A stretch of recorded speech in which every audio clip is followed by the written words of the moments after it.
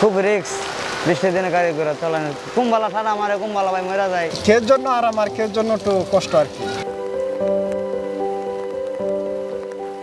গত কয়েকদিন ধরেই মুষলধারার বৃষ্টি হচ্ছে। অনেকের জন্য বৃষ্টি আনন্দের হলেও নিম্ন আয়ের মানুষের জন্য তা কষ্টের।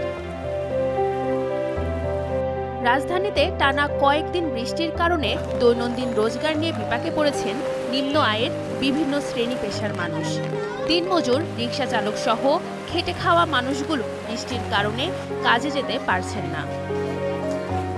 বৃষ্টিতে তো অনেক কিছুই সমস্যা, গাড়ি নিয়ে বাড়াইতে পারতেছি না, এই বাড়াইলে যে ভাড়া হয় না, সারাদিন কী করবো, দেখি একটু যদি বৃষ্টি কমে তাহলে দেখি বাড়াইতে পারি।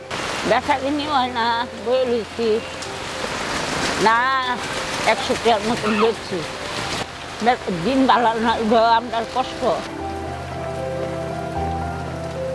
আবার অনেকে পেটের দায়ে বৃষ্টি উপেক্ষা করে জীবিকার জন্য গন্তব্যে ছুটছেন। গন্তব্যে যেয়েও তারা তাদের নির্ধারিত কাজ করতে পারছেন না বৃষ্টির কারণে।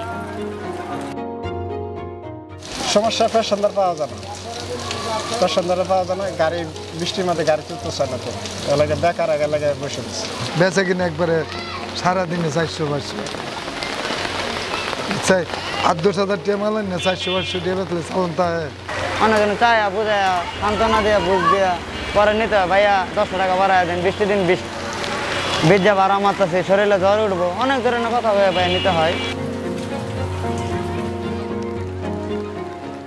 বৃষ্টিতে ভিজে খেলাধুলায় মেতেছে শিশু কিশোররা।